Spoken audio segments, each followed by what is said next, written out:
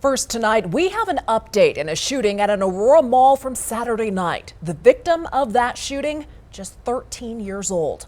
Aurora police aren't releasing any details about the suspect in the case, and still no arrests have been made. Well, tonight, community advocates and families who know what this kind of loss feels like are asking what could have been done to stop this shooting and the countless others like it. Denver 7's Colette Bordelon reports.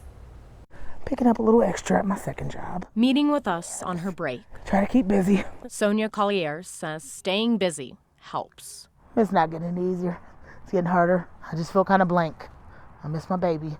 Xavier was only 14 years old. He would have been 18 this year. Her life will never be the same after what happened to her youngest son during the summer of 2020 in Denver. He was murdered along with two of his friends, but 2 gunshot wounds.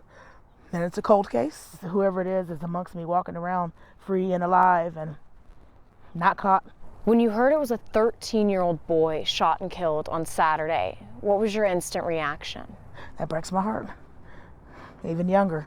I know the pain that they're feeling. It hurts.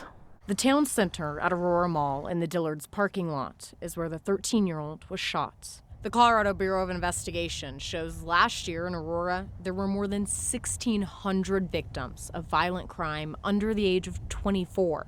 For that same year, less than 300 people under the age of 24 were arrested for violent crimes. There's another life lost because of the scourge of gun violence. Interim Police Chief for the Aurora Police Department, Art Acevedo, wants to consider a curfew for anyone under the age of 18 in Aurora. This is an American tragedy that we're seeing unfolding. This is a tragedy that goes well beyond Aurora. What could we have done to be there before something like this gets to this level?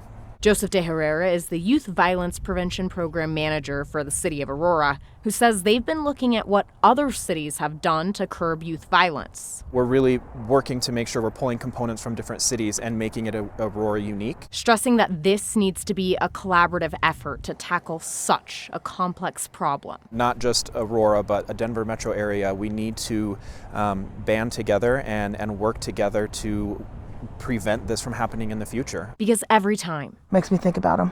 another teen is taken, I'm like, I hope it's not another mother that I know. it's another family, another community, another life that deserved so much more.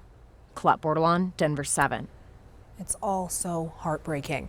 The Youth Violence Prevention Program in Aurora is still accepting applications for intervention or prevention work surrounding youth violence in the city.